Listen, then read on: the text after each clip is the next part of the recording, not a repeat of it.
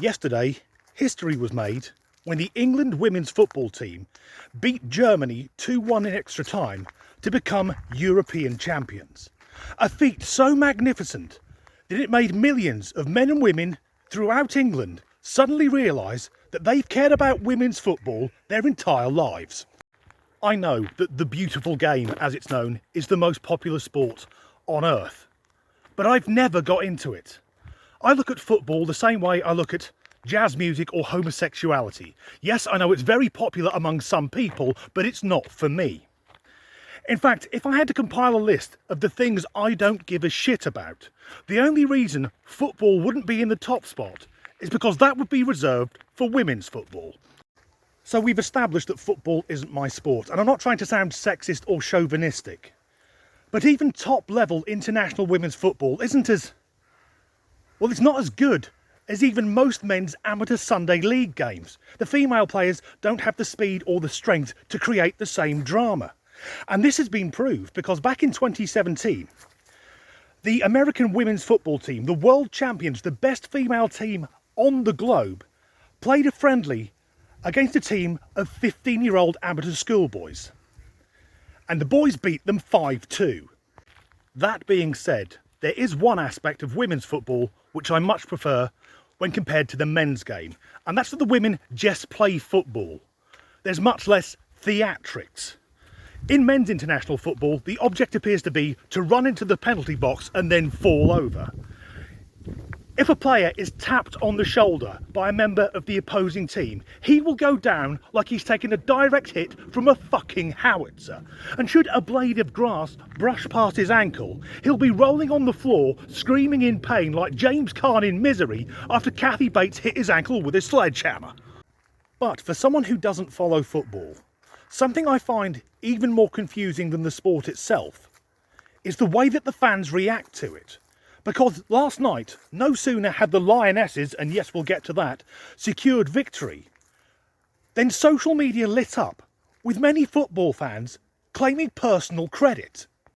You see, if I'm watching motor racing, I won't comment on it as if I'm a member of the pit crew, nor at the end of the race will I say it's my driving that won that Grand Prix. But many football fans act like they were actually playing. Posts like, "We played well, we deserved the win." Now, I didn't watch the match, but I'm fairly certain that a morbidly obese man in his late 50s wasn't playing on the England women's squad. And also, because the game was against Germany, it's an excuse to dig out the xenophobia and bang on about the Second World War. And for anyone who needs that clarifying, the German women playing yesterday, they were all born in the 1990s or the early 2000s. They had nothing to do with the horrors of the Nazi war machine. So today, here in England, the phrase on the lips of every man, woman, child and they, them who suffered one too many concussions is, "It's come home." Although they're more likely to say it's come home, football's come home.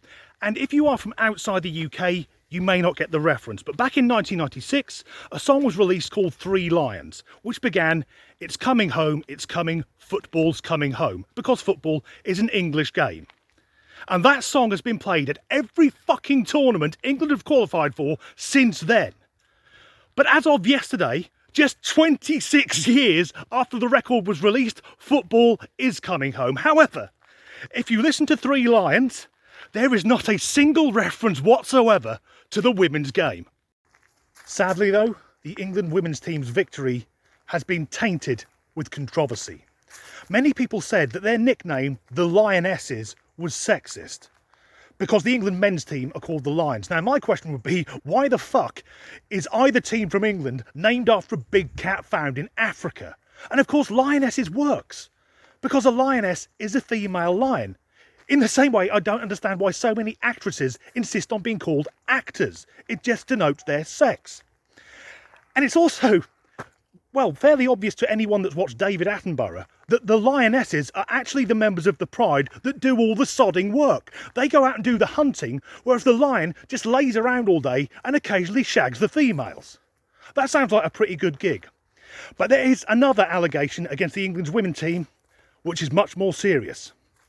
Some people are saying they're guilty of white supremacy. During England's earlier game against Norway, which I also didn't bother to watch, although given that it ended 8-0, I doubt that anything that one-sided could be in any way entertaining. Well, easily offended people with nothing better to do with their time took to the internet to point out that the entire England team, at least the team on the pitch rather than on the bench, were white, claiming that this would mean that young women of colour would not be inspired to play football and that the team was guilty of racism. Sorry, that's bollocks. Personally, I think the people crying racism, they're race baiting. They're trying to stir up hatred for the sake of it. Because if we look at the numbers, the UK population is 87.1% Caucasian, so it stands to reason that the women's football team would have a majority of white players. And it's very easy to take this argument and flip it on its head, because the England men's team is 60% white, meaning that 40% of that team is made up from a demographic representing less than 13% of the British population. But I've never heard anyone complaining about over-representation. In fact, I don't believe that footballers are picked on the colour of their skin. I think it's far more fucking likely they're selected for the national side because they're good at playing football. And the notion that we can only be inspired by people who look exactly the same as us is fucking ridiculous, because I'm going to shock you, but I'm not a professional athlete.